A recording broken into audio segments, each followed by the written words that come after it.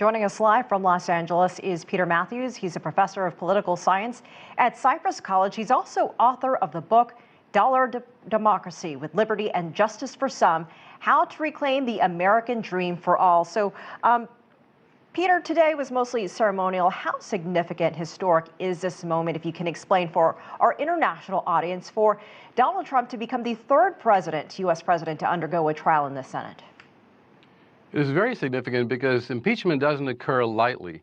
It requires high crimes and misdemeanors, or something that would be approximately like that. And the House has found that he did commit them, and so now he's on trial in the Senate, and the Senate gets to vote whether to convict him after hearing. Don't forget, the House has sent over 7 managers to actually be the prosecutors, with the Senate sitting as a trial jury, so to speak, and the Supreme Court Justice, Chief Justice, presiding over it, formally speaking. It's a very important, all those formals are very ceremonial, but lots of power in this act of checks and balances, that the House and Senate have a right to remove a president if he's seen to have violated the Constitution in any large sense. You said checks and balances. Will we see a fair trial? That's the most important question. And for a fair trial, I believe there should be witnesses allowed to be called. And yet the Senate leader, Senator McConnell, has not guaranteed that there will be witnesses. He's saying, let's see how it goes as we go along. And that's a real problem, because you cannot have a fair trial or any kind of trial without witnesses.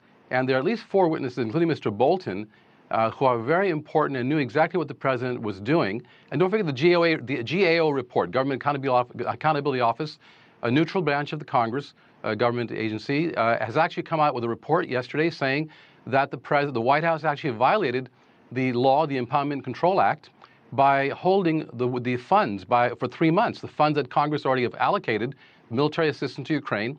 The president ordered the holding of that money, and it was for political purposes. But just the very act of holding the money was a violation of the law of the Impeachment Control Act, and that came out yesterday in a report. Peter, given the political makeup of the U.S. Senate, even if you have witnesses, would that be enough to impact an outcome? I think there's a possibility, because when you have witnesses, then it becomes firsthand information, and the public is also viewing this. And there's a lot of pressure on those senators to do the right thing from the view of the public. It's not just they're going to just vote for Mr. Trump just because they want to get reelected. They have to take account what's going on in the witness stands, if the witnesses were there, speaking the truth, and they cannot lie under the oath. This is very important. And the senators are supposed themselves under oath to conduct an impartial justice inquiry. That's in the Constitution. So this is really very serious if the witnesses can be called.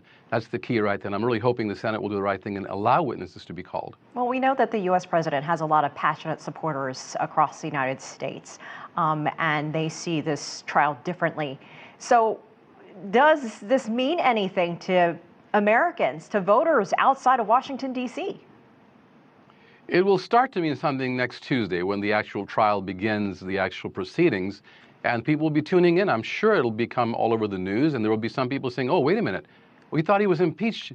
But this is the second and final stage, the removal stage, possible removal. So that means a more serious stage, and I think more people will be tuning in. I'm starting my semester a week and a half from now, and my students will be very excited about knowing what's going to happen here and how the checks and balances work and how the rule of law works. It's actually a rule of law issue, too, whether the president's above the law or not. That's really important for American democracy.